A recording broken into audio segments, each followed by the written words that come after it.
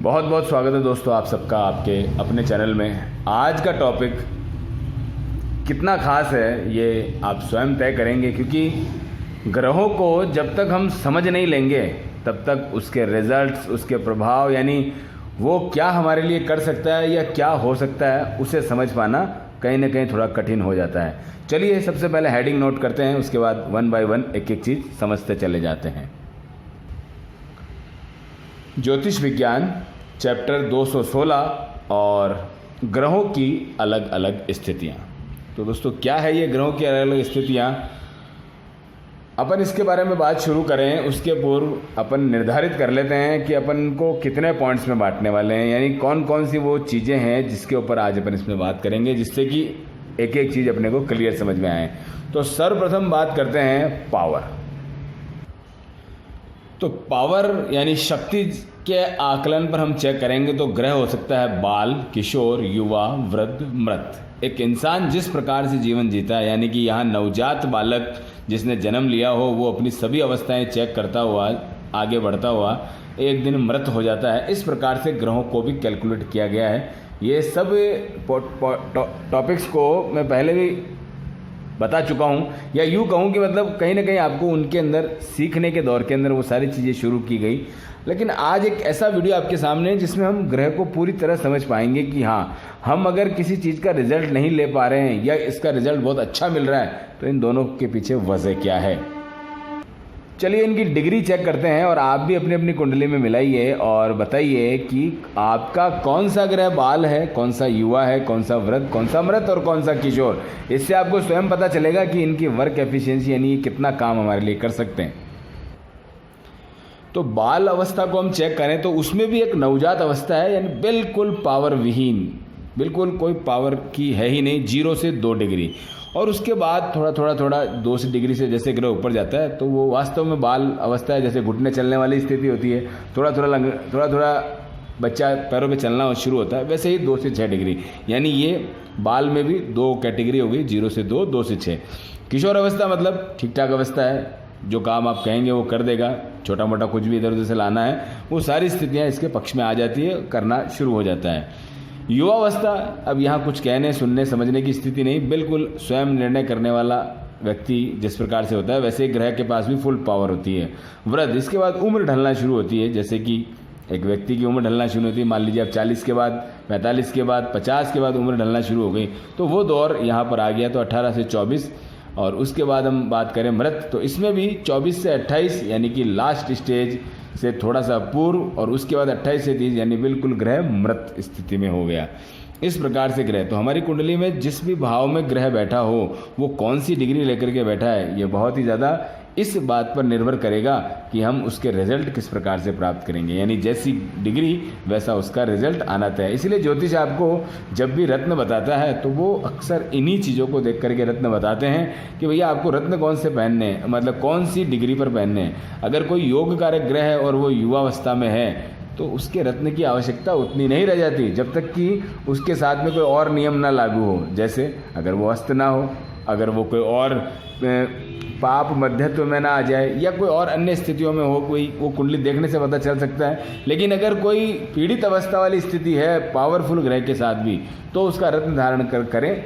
या देखो नुकसान कहीं पर भी नहीं है अगर ऐसे में भी पहन लेते हैं, लेकिन जब हम ऑलरेडी इसका पावर अपने साथ लेके चल रहे हैं तो एक्स्ट्रा पावर क्यों देना। ये वही वाली बात होगी, आपकी जेब में एक मोबाइल है, सफिशिएंट है, काम बड़े मज़े से हो रहा है, लेकिन आपको कोई आपका मित्र, पड़ोसी, रिश्तेदार कोई, या आपकी पत्नी, आपकी बहन आपको एक और मोबाइल गिफ्ट दे दे उतना ही बड़ा, तो आप उस समय खुश होंगे या दुखी, ये आप बताइएगा। हालांकि ये विषय यही है कि वो दूसरी चीज़ होने से आपकी दोनों जेबें पैक हो जाएगी और आप कहीं ना कहीं अनकंफर्ट फील करेंगे, यानी आपके लिए काम की वही चीज़ है जो आपके पास ऑलरेडी है, दूसरी चीज़ वो तीसरी भी आने पर उसका कोई लाभ नहीं।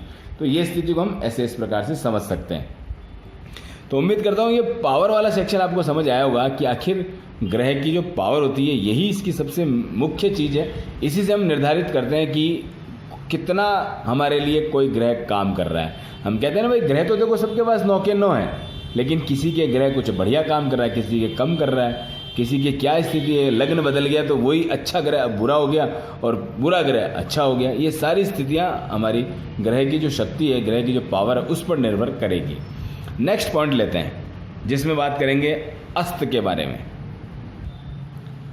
तो अस्त अवस्था को क्या देखने लायक बात है या क्या है? तो अस्त का मतलब होता है ग्रह जो होंगे वो सब सूर्य से होंगे, क्योंकि सूर्य के पास में अग्नि है, फुल पावर है, फुल तेज है, तो उसके नज़दीक जो भी जाएगा, यानी अग्नि के नज़दीक आप जब भी जाएंगे या कोई भी जाएगा तो उसकी आंखें चौंधिया जाएगी, वो अपनी क्षमता खो देगा कार्य करना। जैसे आप सिंपल सा उदाहरण लीजिए, आप होलिका दहन के समय जब होलिका, उस होलिका दर्शन में मतलब होलिका के जो तेज होता है, आप समझ सकते हैं वो कितना भयंकर तेज होता है। उसके जैसे जैसे नज़दीक जाते हैं हमें ताप महसूस होने लगता है। और अगर आपके यहाँ ये रिवाज है कि आप उसमें गेहूं की बालियाँ या चने जो होते हैं, जो कच्चे चने उगरे होते हैं, उन्हें अगर थोड़ा सा सेक लाएं तो ये नया धान खाने का जो रिवाज होता है उस दिन से शुरू होता है। लेकिन हम जैसे ही उसके नज़दीक जाते हैं हमारा सारा का सारा जो शरीर का बैलेंस है वो सब गड़बड़ाने लगता है, क्योंकि वो तेज ताप हमारे को कहीं ना कहीं सूट नहीं होता है, एकदम से हम भी उससे बहुत परेशान हो जाते हैं। तो यही स्थिति हमारे सारे ग्रहों की है। जब भी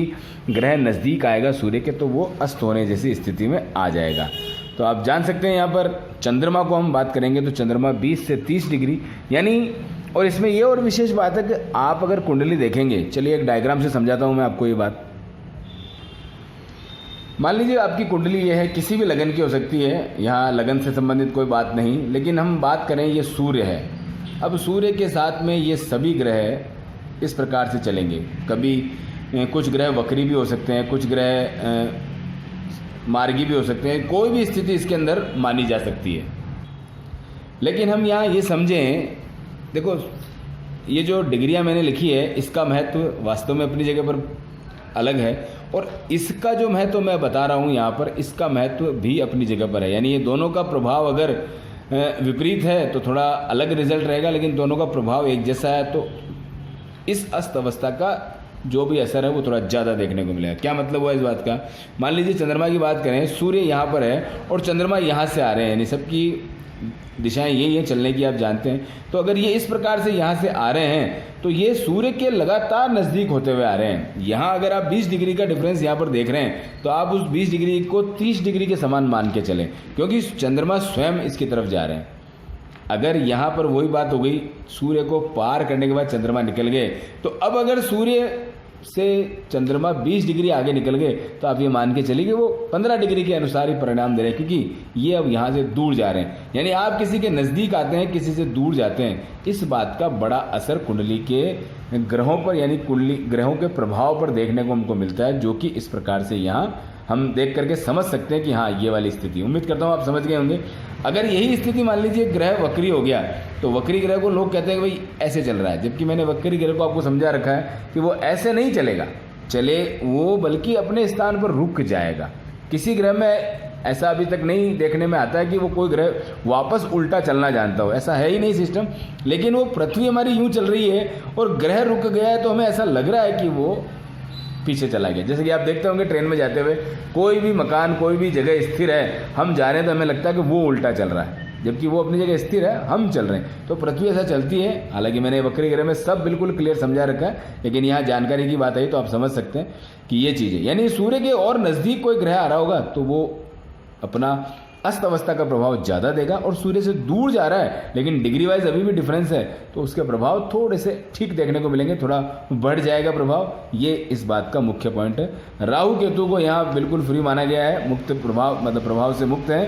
उसका कारण क्या? क्योंकि ये छाया ग्रह है, इनका अस्तित्व नहीं है सिर्फ छाया की वजह से। और छाया चाहे सूर्य आप अगर किसी अग्नि के पास खड़े हैं और सूर्य आपके विपरीत है और वो अगर आपकी छाया उस अग्नि में जा रही है तो छाया को कोई नुकसान कभी भी नहीं होगा, इंसान को नुकसान होगा।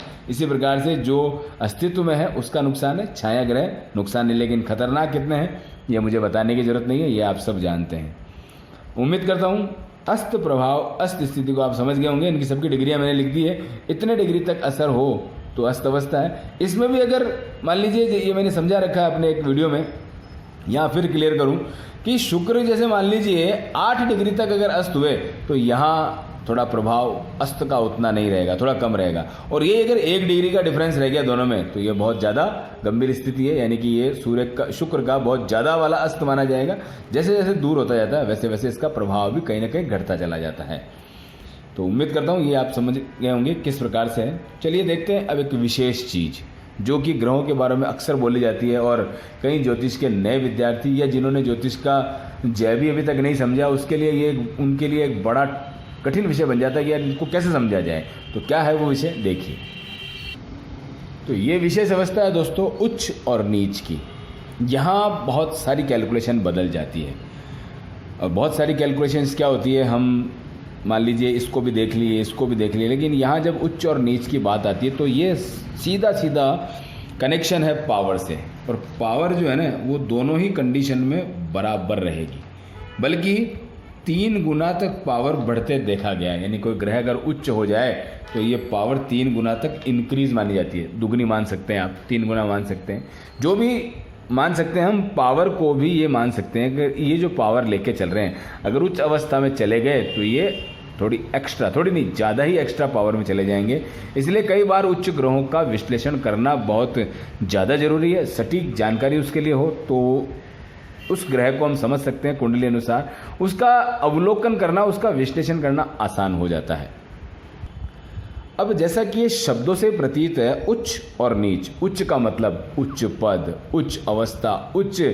आप किसी भी चीज़ के लिए जब एक हाई डेफिनेशन तैयार करते हैं या उसके लिए एक बहुत अच्छा वर्णन करना चाहते हैं तो उन सब चीज़ों में उच्च जुड़ता है। देखो ये संस्कृत के शब्द हैं, इनके शब्दों से ही प्रतीत हो जाता है कि उच्च का मतलब महान, महान का मतलब बहुत बढ़िया स्थिति वाला, एक सबके दिल को भाने वाला, या यूँ कहूँ कि उच्च का मतलब जिसके प्रति आदर हो, सम्मान हो। तो ये उच्च का सीधा सीधा अर्थ हो गया अच्छा। और नीच शब्द से ही प्रतीत है कोई गलत काम करे, कोई हमारे सामने हमें पसंद ना आए, या यूँ कहें कि उसने हमारे मन अनुकूल काम ना किया हो तो लोग उसे, जैसे पहले गाली अभी भी गालियाँ बोलते हैं, या पहले गाली के शब्द में या उसके मान सम्मान को ठेस पहुंचाने के लिए उसे नीच कह दिया जाता था। वही शब्द, यानी संस्कृत के शब्दों का आज भी उतना ही महत्व है जितना पूर्व में था। चलन में हो सकता है खत्म हो गए हों, आज हम किसी को जल्दी से नीच कहने में घबराएंगे भी सही, कहीं गलत बोल दें, किसी को लेने के देने पड़ जाए। इसलिए जो नीच का शब्द है इसे पूरी प्रकार से बुरा माना गया है। तो ये अच्छा और बुरा, यानी ग्रह पावर में हो गया, सब कुछ हो गया, लेकिन अगर उच्च और नीच की स्थिति में फंस गया तो कई बार ये हमारे लिए बिल्कुल उल्टी स्थिति पड़ जाती है। यानी हम चाहकर भी फिर रिजल्ट की उम्मीद नहीं कर पाते हैं कि जो आएगा वो अच्छा आएगा। कहाँ कहाँ कौन उच्च होता है ये उम्मीद करता हूँ आप सब लोग जानते होंगे, क्योंकि आप लोग काफ़ी समय से ज्योतिष विज्ञान सीख रहे हैं। और ये जो सब्जेक्ट्स हैं ये देखते भी वही लोग हैं जिनको ज्योतिष में दिलचस्पी है। ठीक है, कुछ नए लोग अगर एंट्री करते हैं ज्योतिष विज्ञान में तो हो सकता है उनके लिए भी सीखना बाकी हो। तो मैं आपको एक वर्बली मौखिक रूप से बता दूं, सूर्य मेष में उच्च होते हैं, जैसे चंद्रमा वृषभ में उच्च होते हैं, बुध स्वयं की राशि जो कन्या है उसके अंदर उच्च होते हैं। तो इस प्रकार से एक ये लिस्ट है, आप इसको चेक कर सकते हैं। ये कहाँ कहाँ कौन उच्च होता है, कहाँ कहाँ कौन नीच होता है, ये लंबा विषय है, अपन वीडियो लंबा नहीं करेंगे। तो इस प्रकार से ये उच्च नीच की अवस्था को चेक करके ही कुंडली में विश्लेषण किया जाए, क्योंकि अगर ये नहीं की तो पता चला कि सारा मामला गुड़ गोबर हो सकता है, हम क्या सोच रहे हैं और क्या हो गया। और कितने डिग्री तक उच्च होता है इसका भी अनिवार्य रूप से अपने को पालन करना है, क्योंकि ये नहीं करेंगे तो फिर हो सकता है कि हम जिसको उच्च समझ रहे हैं, जिसको नीच समझ रहे हैं, वो अपने प्रभाव ही ना दे रहा हो, वो गलत प्रभाव ना दे रहा हो, अच्छे प्रभाव ना दे रहा हो, वो सामान्य प्रभाव दे रहा हो। इसलिए ये बहुत इंपॉर्टेंट चीज़ है। इसलिए इसे देख करके ही हम आगे बढ़ें तो सदैव जीवन में लाभ की स्थिति रहेगी, यानी कि हम कुंडली को अच्छे से विश्लेषण कर पाएंगे।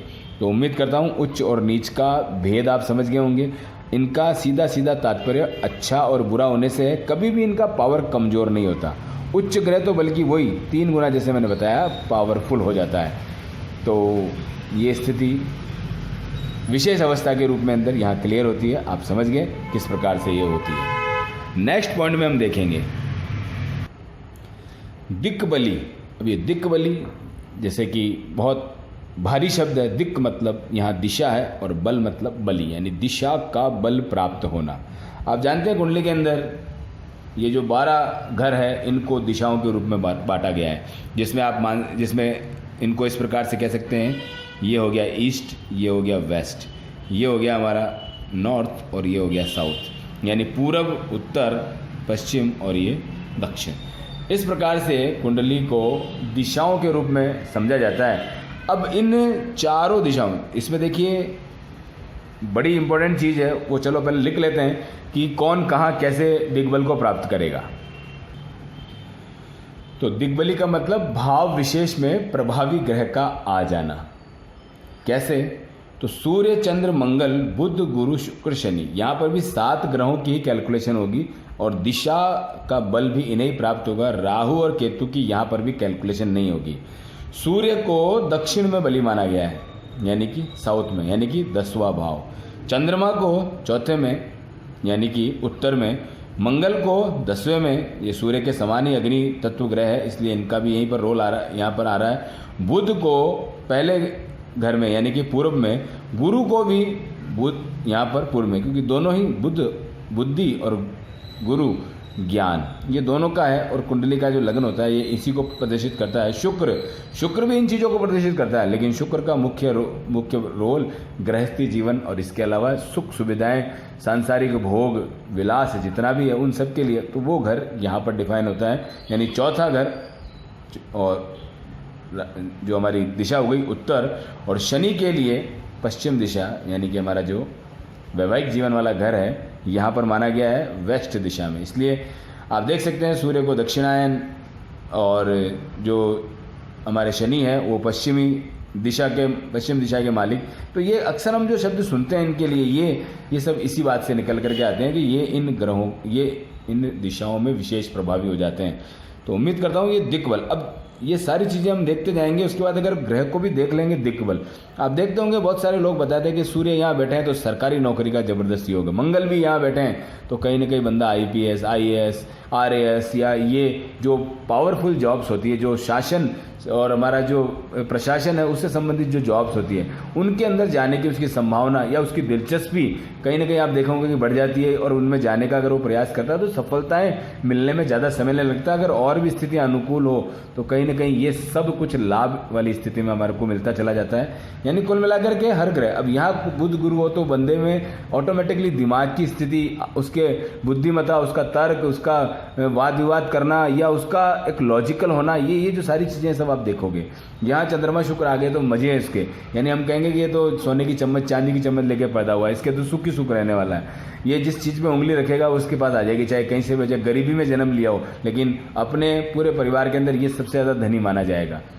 ऐसा नहीं कि वो अंबानी बन गया, लेकिन वो अपने परिवार में, यानी अपने क्षेत्र में, अपने कुनबे में एक अच्छी स्थिति प्राप्त करने वाला होगा। अब कोई गाड़ी ले लुहार है तो वो उस लेवल पे बढ़ेगा, कोई ऑलरेडी धीरूभाई अंबानी के यहाँ जन्म लिया है तो वो उस लेवल पे बढ़ेगा, कोई एक सामान्य वर्ग में जन्म लिया है तो उसकी पोजीशन उसी हिसाब से आगे बढ़ेगी। यानी अपने क्षेत्र में, अपने परिवार के बीच उसकी स्थिति बढ़िया रहेगी। यहाँ शनि है तो अलग प्रकार का दिग्बल उसको प्राप्त है, यानी कि ये चीज़ें जो है वो इस प्रकार से हमको प्राप्त होगी। तो उम्मीद करता हूँ ये वाले पॉइंट आप समझ गए होंगे। एक और विशेष स्थिति जिसे समझ लेते हैं,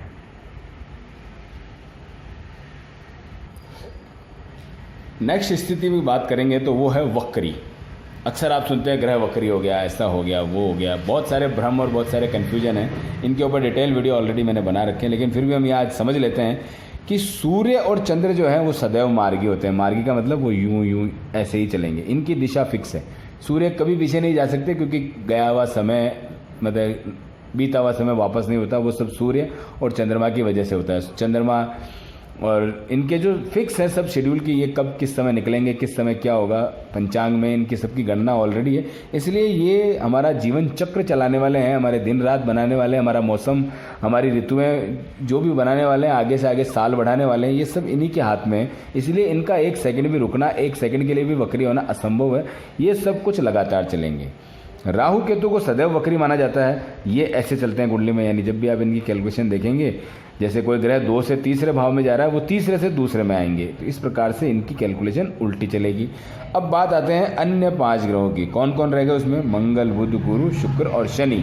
ये कभी ऐसे भी चल सकते हैं और ये ऐसे भी चल सकते हैं। हालांकि ये बात तो बिल्कुल ही निराधार हो जाती है कि कोई ऐसे चलेगा, वो रुक जाता है, वो स्टॉप हो सकता है, लेकिन पीछे कभी कोई नहीं जाएगा। यानी उनकी गति अपने को पृथ्वी के सापेक्ष देखने पर रुकी पीछे चलती हुई नजर आएगी, यानी रुकी हुई नजर लगेगी वो, लेकिन कभी बैक नहीं होते। लेकिन उनको सामान्य भाषा के अंदर, सामान्य बोलचाल में वक्री कह दिया गया है। और वक्र का अर्थ होता है उल्टा। ऋषियों ने, जिन्होंने भी ज्योतिष का निर्माण किया, उस समय उन्हें जो महसूस हुआ वो बिल्कुल सही था, और आज भी वो सही है। हम इसे कभी अनदेखा नहीं कर सकते कि ये उल्टा नहीं है। लेकिन जैसे जैसे साइंस आगे बढ़ा है, हम स्वयं देख रहे हैं, हम स्वयं समझते कि ये रुका है, इसलिए हमें ऐसा लग रहा है कि ये पीछे गया। तो वास्तव में स्थिति वही है। हम इसको इसी प्रकार भी समझ सकते हैं कि ये पीछे चला गया, लेकिन वास्तव में वो रुका है, इसलिए ऐसा हुआ है। तो ये जो वक्री वाली कंडीशन है, इन्हें देखना अति अनिवार्य है, क्योंकि वक्री ग्रह भी 3 गुना ही पावरफुल या इसके समकक्ष पावर में आ जाता है, क्योंकि वो अपने स्थान पर रुक गया, और रुकने से उसकी देखने की क्षमता, उसको समझने की क्षमता ज़्यादा हो गई, यानी उस प्रभाव में उसके असर ज़्यादा देखने को मिलेंगे। इसी वजह से ये जो स्थिति है ये मोर पावरफुल, यानी अधिकतम पावर उसके अंदर आ जाती है। वक्री अवस्था कभी भी कमज़ोर नहीं होती। ग्रह अगर 2 डिग्री का भी है तो आप उसे 6 डिग्री के समान माने, क्योंकि 3 गुना पावर बढ़ गई। ग्रह अगर 5 डिग्री का तो उसे आप 15 डिग्री के समान समझें। तो इस प्रकार से ये स्थिति देखने को मिलती है। अगर अच्छे भाव में ग्रह वक्री नहीं हुआ है तो आप मान के चलिए उस गलत भाव में, खराब भाव में उसके परिणाम अपेक्षाकृत तेज़ी से खराब आएंगे जब भी उसकी दशा अंतर्दशा आएगी। तो ये 5 प्रभाव, 5 पॉइंट से मैंने इसको समझाने का प्रयास किया। और भी बहुत सारी चीज़ें हो सकती है ग्रहों की स्थितियों को समझने के लिए, लेकिन जितना मुझे जानकारी है या जितना मैं बता सकता था, मैंने पूरा नोट्स बना करके आपको इसके बारे में देने का प्रयास किया। कुछ मुझसे छूट गया हो कि मैं वो चीज़ नहीं बता पाया हूँ तो आप ज़रूर बताइएगा, अगले किसी वीडियो में उसको कवर कर लेंगे, ताकि ग्रहों को हम अच्छी तरह से समझ सकें। कैसा लगता है आज का वीडियो ज़रूर से बताइए। चैनल सब्सक्राइब नहीं किया हो तो कर लीजिए, और इस प्रकार के बहुत सारे वीडियो बना रखे हैं, इनको आप देख करके पूर्ण रूप से ज्योतिष विज्ञान का आनंद ले सकते हैं, ज्योतिष विज्ञान सीख सकते हैं। हो सकता है शुरुआत में बोरियत हो, लेकिन जैसे जैसे सीखेंगे ये सबसे ज़्यादा दिलचस्प विषयों में से आपका एक बन जाएगा, ये मेरी गारंटी है। सीखने का एक बार प्रयास कीजिए, समझने का प्रयास कीजिए, मज़ा आएगा। आप जब स्वयं देखने लगेंगे कि यार क्या दुनिया में हो रहा है और क्या वास्तविकता है, आप बहुत इसमें आनंद लेंगे। मिलेंगे नेक्स्ट वीडियो में, तब तक के लिए जय श्री राम।